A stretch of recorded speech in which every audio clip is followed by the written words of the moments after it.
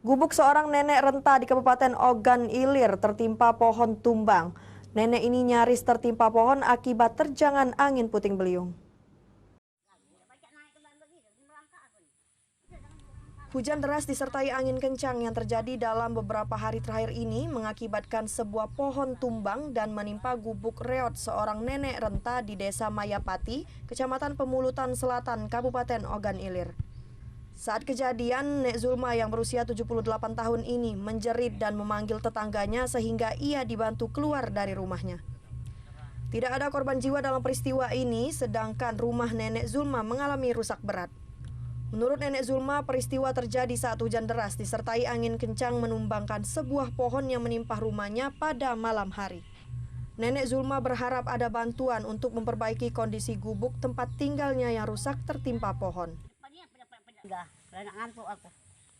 Udah bangun jam itu. Kalau menang aku ke. Ini sebelah ini. Pak, juga tolong Pak, juga rumah kelobo juga. Pak, juga aku dapat keluar juga tadi. Ini ngawat ini, ya lampu mati. Laju lampu mati langsung. Iya mati ya lampu. Oh, posisi lagi mati lampu. Kepala Dusun 3 Desa Mayapati, Kecamatan Pemulutan Selatan, Ogan Ilir Adrian menyatakan akan berupaya membantu memperbaiki kerusakan rumah Nenek Zulma. Atas nama Zulma, warga Desa Mayapati, Dusun 2, RT 04.